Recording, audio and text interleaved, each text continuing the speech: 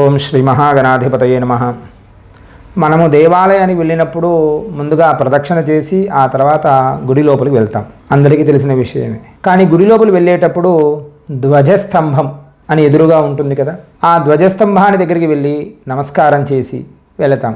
అసలు ధ్వజస్తంభం ఏమిటి? ఆ ధ్వజస్తంభం మనము నమస్కారం చేసి ప్రదక్షిణ చేసి లేదా ముట్టుకున్నంత మాత్రం చేత మనకు ఎలాంటి పుణ్యమును సంతరించును. అసలు ధ్వజస్తంభం కథ ఏమిటో మనమంతా కూడా తెలుసుకోవాలి ఖచ్చితంగా. ఎందుకంటే మనం ఏ పని చేసినా సరే ఆ పని వలన మనకు ఏది లాభం కలుగుతుంది, ఆ విషయం తెలుసుకొని చేస్తే మాత్రం ఆ ఫలితము మనం పూర్తిగా అనుభవించవచ్చును. కాబట్టి ఈ కథ అంతా కూడా వింటే అసలు ధ్వజస్తంభం అంటే ఏమిటి, ధ్వజస్తంభం ఎలా ఆవిర్భవించింది మనకు, ఆ విషయాన్ని మనం తెలుసుకోవచ్చు. ఒకానొకప్పుడు మహాభారత యుద్ధమైన తర్వాత ధర్మరాజు సింహాసనాన్ని అధిష్ఠించాడు. ధర్మబద్ధంగా రాజు పరిపాలిస్తూ ఉన్నాడు. ధర్మమూర్తిగా గొప్ప దాతగా పేరు పొందాడు. కోరిన కోరికలందరికీ కూడా నెరవేరుస్తూ ఉన్నాడు. దాన ధర్మాలు చేస్తూ ఉన్నాడు. ఇతని దాన ధర్మాలు విశేషమైన దాన ధర్మాలు చేస్తూ ఉన్నాడు. శ్రీకృష్ణుడికి అనుమానం వచ్చి, నాయన మనము ఇంకా ఎక్కువగా చేయాలి, ప్రతి ఒక్క రాజ్యంలో ఉన్న ప్రతి రాజ్యం కూడా మన వైపు రావాలి, కాబట్టి నీవు యాగం చేయాలి, శత్రు రాజులందరూ కూడా మన పాలిట రావాలి అని చెప్పారు శ్రీకృష్ణుడు.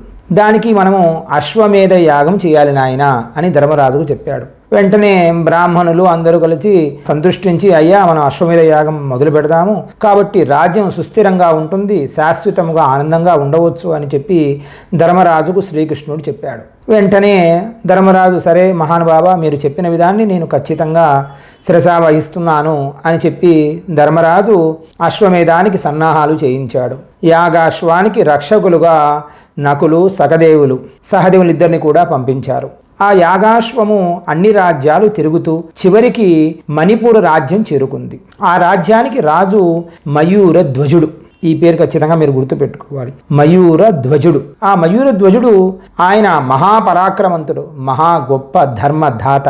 మనకు ధర్మరాజు అంటాం కదా, అదే విధముగానే ఆయన కూడా చాలా పేరు పొంది ఉన్నవాడు.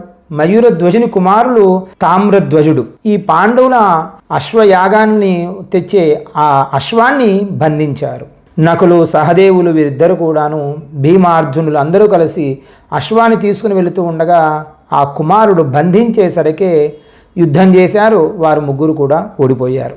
తమ్ములందరూ కూడా ఓడిపోయిన విషయం ధర్మరాజు తెలుసుకున్నాడు. ఇదేమిటి, నా నకులు సహదేవుడు నా అర్జునుడు ఓడిపోవడం ఏమిటి అని చెప్పి ఆశ్చర్యంగా ధర్మరాజు బయలుదేరాడు. ఈ ఓడిపోయిన విషయం తెలుసుకున్న ధర్మరాజు స్వయంగా నేనే బయలుదేరుతాను అని చెప్పి శ్రీకృష్ణునితో పట్టుకొని బయలుదేరాడు. మయూరుని గురించి తెలియాలి అని చెప్పి ధర్మరాజుకు చెప్పాలి అని చెప్పి శ్రీకృష్ణ పరమాత్ముడు, నాయన భీమార్జును ఓడిపోయారనే విషయం తెలుసుకున్నావు కదా, కాబట్టి నీకు చిన్న ఆలోచన చెబుతూ ఉన్నాను. ఆ మయూర ధ్వజుడిని మనము అంత ఈజీగా ఓడగొట్టలేము, అతడు చాలా గొప్ప పరాక్రమంతుడు, కాబట్టి మనము చిన్న ఒక ఉపాయం చేద్దాము అని చెప్పి శ్రీకృష్ణ పరమాత్ముడు ఒక చిన్న ఉపాయం చేశాడు. వృద్ధ బ్రాహ్మణుడి రూపంలో మణిపురం చేరారు ఈ ధర్మరాజు శ్రీకృష్ణ పరమాత్ముడు. ఇద్దరు కూడా బయలుదేరి రాజుగారి వద్దకు వచ్చి రాజుగారికి నమస్కారం చేసి, అయ్యా మహారాజా, మీ దగ్గర మేము దానము తీసుకోవడానికి వచ్చాము అని చెప్పారట. వెంటనే రాజుగారు ఉండి, అయ్యా మీ బ్రాహ్మణులు రావడమే నాకు చాలా మంచిది, మీకు ఏ దానం కావాలన్నా ఇస్తాము అని ఈ మహారాజు గారు చెప్పారు. మయూరధ్వజుడు చెప్పేసరికి, అయ్యా మేము వచ్చే దారిలో మా అబ్బాయిని పులి నోట పట్టుకొని వదిలిపెట్టమంటే వదిలిపెట్టను అంటుంది. మేము మా భాషలో అడిగేసరికి తను కూడా భాష చెప్పింది. ఏమని, ఇక్కడ రాజుగారు ఉన్నాడు మయూరధ్వజుడు, ఆయన దగ్గరికి వెళ్ళి మీరు అతని శరీరంలో సగభాగము తీసుకొని వస్తే, అది ఏమిటి, అతను తీసి ఇవ్వకూడదు, తన భార్య కుమారుడు ఇద్దరూ కలిసి సగభాగం తీసి ఇస్తే కనుక ఖచ్చితముగా నేను వదిలివేస్తాను అని చెప్పింది. కాబట్టి మీ శరీరంలో సగభాగము మాకు ఇస్తే మేము వెళ్ళి మా అబ్బాయిని విడిపించుకుంటాము అని చెప్పి పులి చెప్పింది మహారాజా అని చెప్పి శ్రీకృష్ణ పరమాత్ముడు ధర్మరాజు ఇద్దరు కూడా ఈ విషయాన్ని చెప్పారు. వెంటనే మయూరధ్వజుడు నమస్కారం చేసి, అయ్యా మహానుభావ, మీరు అడిగిన కోరికను వెంటనే ఈ క్షణంలోనే నేను నెరవేరుస్తాను అని చెప్పి తన భార్యను తన కుమారుడిని ఇద్దరిని కూడా పిలిపించి తన శరీరంలో ఉన్న అర్ధభాగాన్ని తొలచడం మొదలుపెట్టారు. మొదలు పెడుతూ ఉండేసరికి శరీరం అంతా కూడాను తీస్తూ ఉన్నారు సగభాగంగా. దానానికి ఇతని దానం చెప్పాం కదా, అతని దానాలలో దానకర్ణుడు కాబట్టి ధర్మరాజు మధ్యలో ఇలా కోసి ఇస్తూ ఉండగా, ధర్మరాజుకి ఇది ఇస్తూ ఉండగా శరీర సగభాగాన్ని ఒక పక్క నీరు కారుతూ ఉందట. నీరు కారుతూ ఉంటే వెంటనే శ్రీకృష్ణ పరమాత్ముడు ధర్మరాజు ఇద్దరు కలిసి, అయ్యా వద్దు, ఏడుస్తూ ఇస్తూ ఉన్న దానం మాకు పనికిరాదు, మాకు ఇవ్వవద్దు అని చెప్పారట. వెంటనే మహారాజు గారు బాధపడుతూ, అయ్యా నీ కన్ను ఎందుకు ఏడుస్తుంది అంటే, నాలో శరీర భాగంలో సగభాగం మాత్రమే అడిగారు, ఈ సగభాగం అడగలేదే అని చెప్పి ఈ శరీరం అంతా కూడా బాధపడుతుంది, అంతేకాని మీకు దానాన్ని ఇస్తున్నాను అని చెప్పి బాధపడడం లేదు మహారాజా, ధర్మరాజా అని చెప్పి ఈ మయూరధ్వజుడు చెప్పాడు. వెంటనే అతని ఇస్తున్న దానశీలతకు శ్రీకృష్ణ పరమాత్ముడు, చూసావా ధర్మరాజా, నీకంటే గొప్ప ధర్మరాజు అతను, నీకంటే దానాలలో గొప్పవాడు మయూరధ్వజుడు, నీ దానగుణం కంటే అతని దానగుణం చాలా విశేషమైనది అని చెప్పి శ్రీకృష్ణ పరమాత్ముడు ధర్మరాజు కంటే గొప్పవాడు మయూరధ్వజుడు అని సృష్టించే విధంగా ఈ కథంతా కూడాను చూపించాడు ధర్మరాజుకి. కాబట్టి ఆత్మ పరోపకారార్థం మన శరీరం ఇచ్చింది కేవలం పరులకు మాత్రమే అన్నట్టుగా అతను చేసిన దానమును ఇంత గొప్ప దానశీలకు మెచ్చి శ్రీకృష్ణ పరమాత్ముడు, నాయన మయూరధ్వజ, నీకు ఏం వరం కావాలో కోరుకోము అని చెప్పాడట. వెంటనే పరమాత్మ, నా శరీరం నశించిపోయినా సరే నా ఆత్మ పరోపకార్థం ఉపయోగపడాలి, నిత్యం నీ ముందు ఉండేలాగా నన్ను అనుగ్రహించు అని కోరతాడు మయూరధ్వజుడు.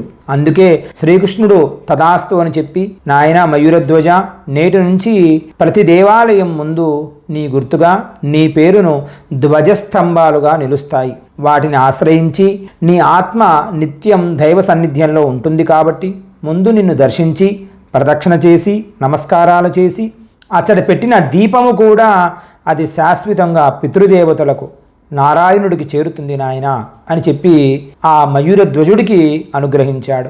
ప్రతినిత్యము నీ శరీరమున దీపం ఎవరుంచుతారో వారి జన్మ సఫలమవుతుంది. నీ నెత్తిన ఉంచిన దీపం అనగా ధ్వజస్తంభం మీద పెట్టిన దీపము శాశ్వతముగా పితృదేవతలకు, నారాయణుడికి, మహావిష్ణువుకు, సకల దేవతలకు ఆనవాలు అవుతుంది. ధ్వజస్తంభం ఉన్నది అంటే అక్కడ దేవతలు ఉన్నారు అని అర్థం అని చెప్పి సాక్షాత్తు శ్రీకృష్ణ పరమాత్ముడు మయూరధ్వజుడికి ఇచ్చిన అనుగ్రహం.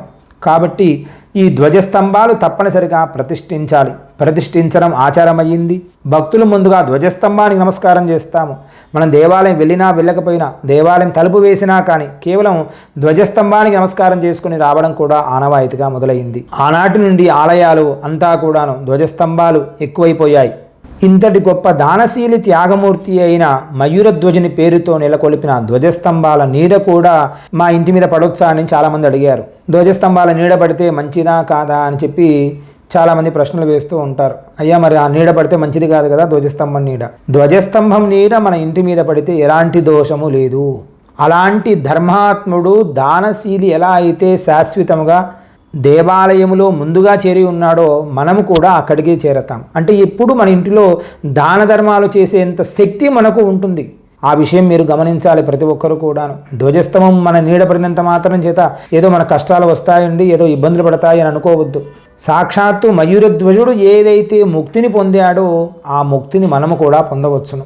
ఈ విషయాన్ని ప్రతి ఒక్కరు కూడా గమనించగలరు. కాబట్టి ఆ మయూరధ్వజుడులాగా మనం కూడా దానాలు ధర్మాలు చేసి సాక్షాత్తు ధర్మరాజు శ్రీకృష్ణ పరమాత్ముడే గొప్పగా పిలుచుకునేంత శక్తి గలవాడు ఆ మయూరధ్వజుడు. మనము కూడా ఆయనలాగా దాన ధర్మాలు చేసి సాక్షాత్తు ఆ శ్రీమన్నారాయణుడి అనుగ్రహం పొందుతాము. మంగళం మహత్. స్వస్తి.